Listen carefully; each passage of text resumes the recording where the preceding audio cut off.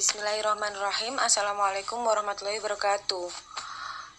Di sini kami dari kelompok 4 yang beranggotakan Arifatul Fauziah dengan NIM 185221193 dan Tianur Halimah dengan NIM 185221207. Lalu ada Sonia Istiqomah Nur Hidayah dengan NIM 185221234.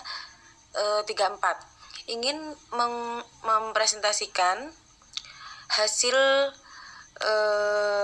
kerja kelompok kita dengan judul obligasi dan suku. Yang pertama, definisi obligasi dan suku.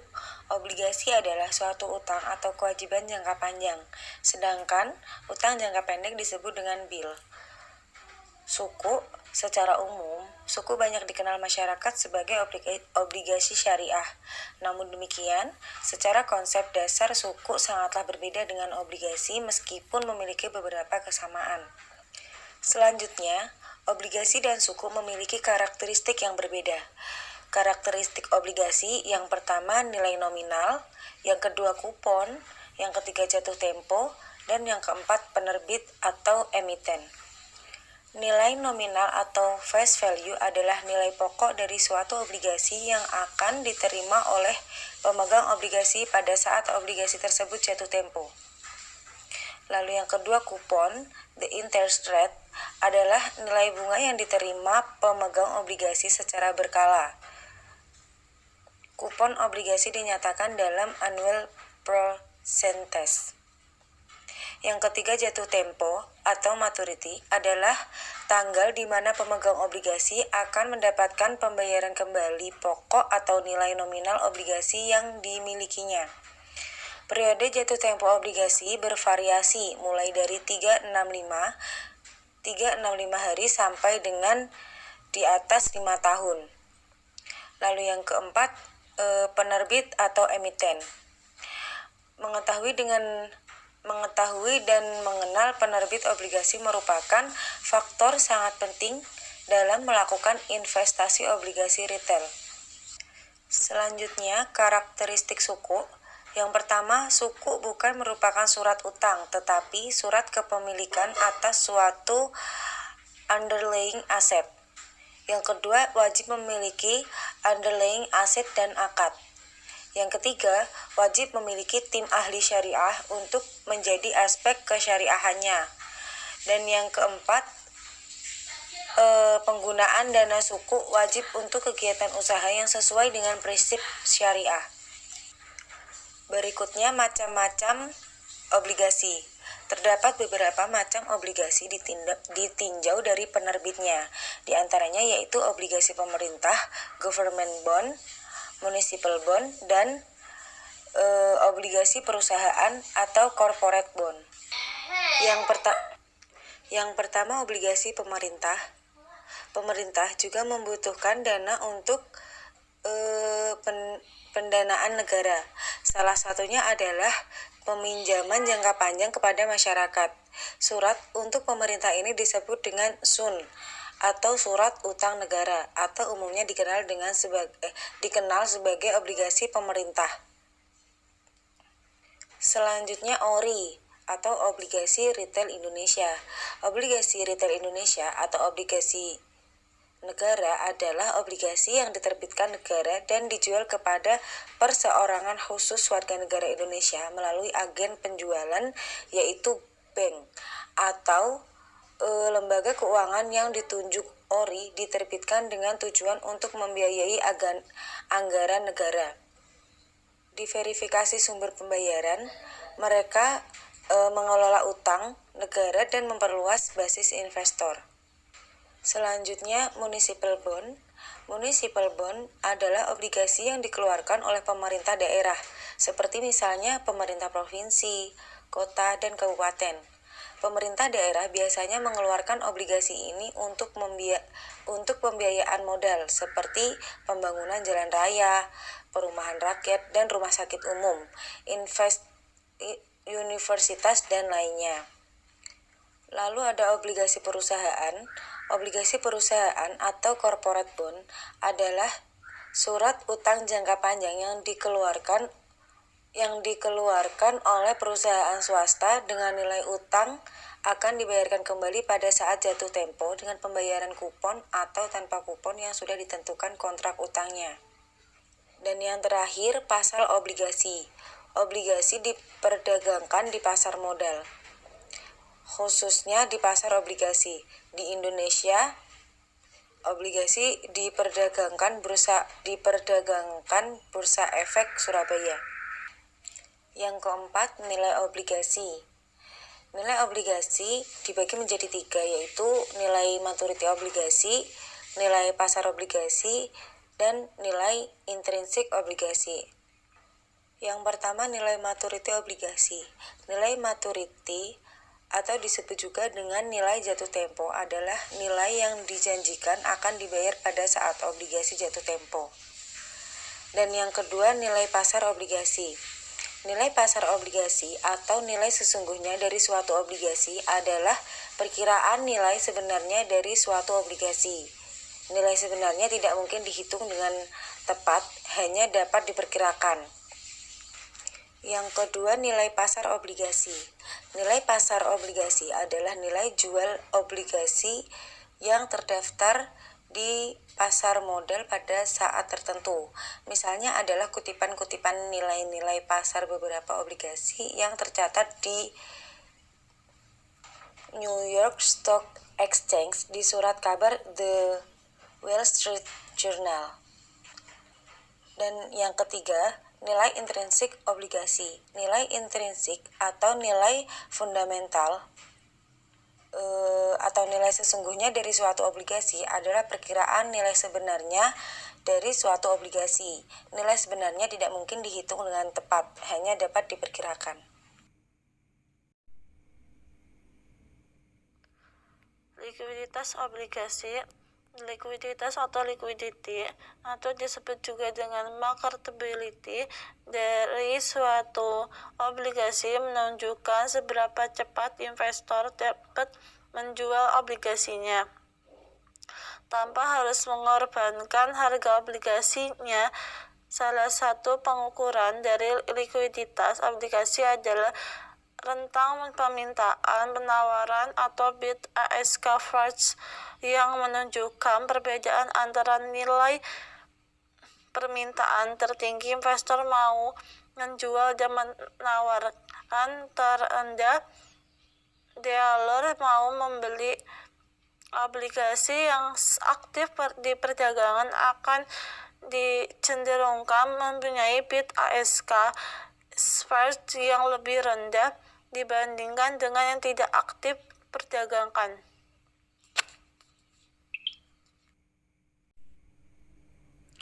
Model penelitian obligasi. Obligasi dengan pembayaran kupon secara tahunan akan memberikan serangkaian penerimaan bunga kupon yang tetap setiap tahun hingga tanggal jatuh tempo serta nilai nominal sebesar M pada saat jatuh tempo. Pendekatan discount cash flow mengatakan bahwa nilai obligasi adalah present value dari semua penerimaan akibat membeli obligasi. Present value dari serangkaian penerimaan bunga kupon adalah present value annuity. Sedangkan present value dari nilai nominal obligasi adalah present value biasa.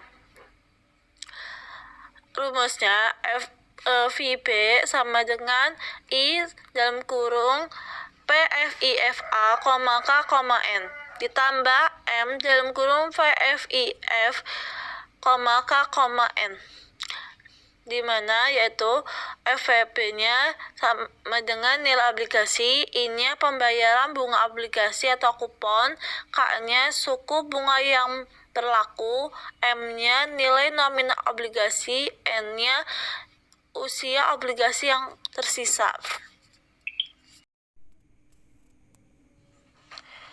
Risiko obligasi ada 3. Yang pertama risiko likuiditas, yang kedua maturitas, yang ketiga default.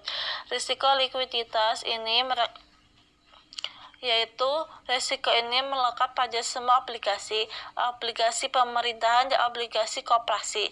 Risiko ini timbul dari kemungkinan tidak likuidnya suatu obligasi diperdagangkan atau tidak mudahnya menjual suatu obligasi di pasar sekunder.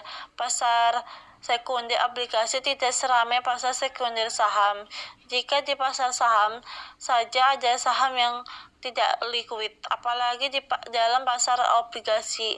Untuk dua obligasi yang sama karakteristiknya, kecuali yang satu liquid dan yang satunya tidak liquid, investor akan meminta tambahan tingkat bunga untuk obligasi yang tidak liquid atau premium risiko likuiditas. Istilah bakunya, suatu obligasi menjadi liquid di pasar sekunder jika permintaan beli untuk obligasi itu cukup banyak atau memang ada pihak yang berperan sebagai market yang salah satu fungsinya adalah sebagai pembeli dan penjual standby untuk obligasi itu.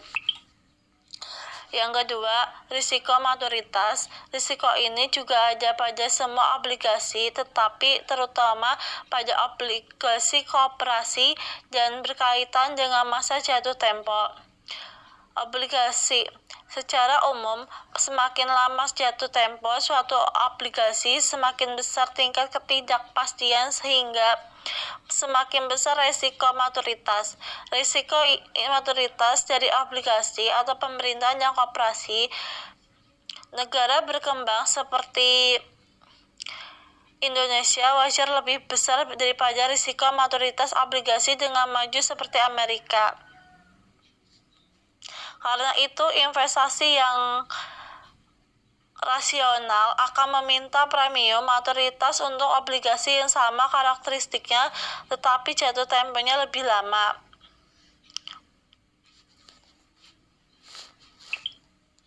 Yang ketiga yaitu risiko default. Risiko default hanya ada pada obligasi koperasi. Berbeda dengan ori dan sun yang dijamin pemerintahan sebagai pengutang. Obligasi koperasi tidak dijamin pemerintah. Investor yang membeli obligasi koperasi harus menyadari bahwa investasinya bisa tidak kembali jika sebelum obligasi jatuh tempo. Koperasi itu bangkrut. Risiko koperasi bangkrut sehingga obligasi dan bunganya menjadi gagal dibayar. Inilah yang dimaksud dengan risiko default. Ringkas obligasi. Ringkas suatu tingkatan yang mengukur kemampuan perusahaan penerbit obligasi dalam memenuhi kewajibannya dan menjadi acuan investor sebelum membeli obligasi. Faktor-faktor yang mempengaruhi peringkat obligasi ada dua, faktor keuangan dan faktor non-keuangan. Faktor keuangan dilihat dari rasio-rasio diantaranya profitabilitas, leverage, solvabilitas, likuiditas, dan produktivitas. Yang kedua, faktor non-keuangan. Faktor non-keuangan meliputi lingkungan hidup, penjamin, stabilitas, regulasi, dan kebijakan akuntansi. Selanjutnya saya akan menjelaskan tentang durasi obligasi. Durasi digunakan untuk mengukur umur hidup ekonomis suatu obligasi. Biasanya obligasi-obligasi dengan durasi yang sama kemungkinan akan bereaksi dengan cara yang sama. Akibat perubahan dari suku-suku bunga dibandingkan dengan obligasi-obligasi yang mempunyai lama maturity yang sama tetapi beda durasinya. Biasanya durasi atau duration didefinisikan sebagai pengukur dari umur hidup ekonomis dari suatu obligasi dengan mempertimbangkan semua bentuk dan besarnya aliran kas keseluruhan dari obligasi sampai jatuh temponya. Rumus untuk menghitung durasi yaitu D sama dengan N delta T sama dengan 1 dikalikan dengan T PV dikali AKT dan dibagi HPO. D di sini yaitu durasi Mesaulai PV atau AKT. Biasanya itu nilai sekarang dari aliran kas yang didiskontokan dengan YTM. Dan T itu periode waktu dari aliran kas, N lama maturity, dan HPO yaitu harga pasar obligasi. Terus yang selanjutnya yaitu sensitivitas harga obligasi dari perubahan suku bunga.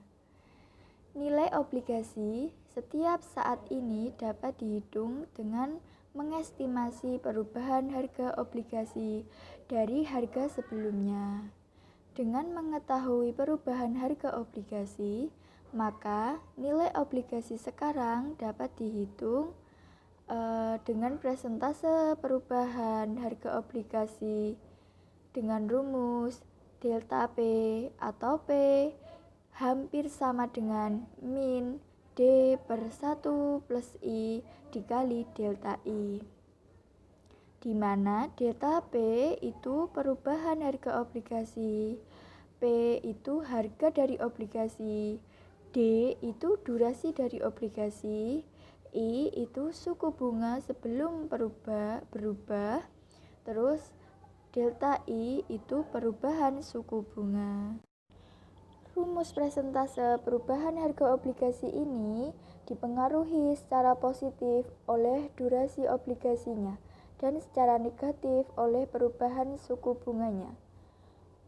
Hubungan negatif antara perubahan harga obligasi dengan perubahan suku bunga biasanya itu ditunjukkan oleh tanda negatif di rumus. Hubungan antara perubahan harga obligasi dengan perubahan suku bunga diasumsikan linear, akan tetapi kenyataannya hubungan ini tidaklah sepenuhnya linear. Sehingga hubungan nilai keduanya itu digunakan tanda mendekati sama, bukan tanda sama dengan. Selanjutnya yaitu yang terakhir, imunisasi atau immunization. Imunisasi adalah strategi investasi di obligasi yang menyamakan durasi dari obligasi atau portofolio obligasi dengan waktu lamanya investasi untuk menghilangkan risiko perubahan suku bunga. Semisal, ada seorang investor akan menginvestasikan dananya selama 2 tahun, karena di akhir tahun kedua dia membutuhkan kembali dana tersebut. Untuk maksud ini, imunisasi dapat dilakukan oleh investor dengan menginvestasikan dananya ke suatu obligasi yang mempunyai durasi yang sama dengan periode investasinya, yaitu selama 2 tahun. Dalam melakukan imunisasi atau immunization ini, terdapat juga resiko suku bunga. Apa sih risiko bunga? Risiko suku bunga ini, risiko suku bunga yaitu risiko kerugian penurunan nilai obligasi disebabkan oleh suku bunga naik dan harus menjualnya dengan harga yang lebih rendah. Setelah ada risiko suku bunga, biasanya juga ada risiko investasi kembali. Risiko investasi kembali yaitu risiko kerugian kenaikan nilai obligasi disebabkan suku bunga turun. Dengan investasi kembali yang lebih mahal, karena harus membeli obligasi yang lebih tinggi nilainya, atau kerugian karena menginvestasikan ke obligasi dengan tingkat bunga yang lebih rendah. Di sini juga ada kerugian dan keuntungan menjual atau membeli obligasi akibat perubahan suku bunga. Yang pertama yaitu suku bunga naik. Kalau suku bunga naik, itu rugi menjual obligasi. Terus untung membeli obligasi atau menginvestasikan kembali. Yang kedua yaitu di saat suku bunga turun, itu untung menjual obligasi dan rugi membeli obligasi atau menginvestasikan kembali. Nah, karena suku bunga ke depan itu tidak dapat diketahui dengan pasti di muka, pada tingkat suku bunga tertentu, kedua alternatif investasi tersebut dapat merugikan investor. Untuk menghilangkan kerugian-kerugian tersebut, maka kerugian ini dapat diimunisasikan. Dan biasanya imunisasi sebenarnya itu dapat dilakukan dengan menginvestasikan ke suatu obligasi yang mempunyai durasi yang sama dengan lama periode investasinya. Ada juga permasalahannya. Permasalahannya yaitu kita tidak mudah mencari suatu obligasi yang lama durasinya dapat persis sama dengan lama periode investasinya. Oleh karena itu, imunisasi biasanya dilakukan dengan membentuk suatu portofolio obligasi yang durasinya sama dengan periode investasi. Terima kasih atas perhatiannya. Bila ada kata salah dari kelompok kami mohon maaf. Sekian, terima kasih. Wassalamualaikum warahmatullahi wabarakatuh.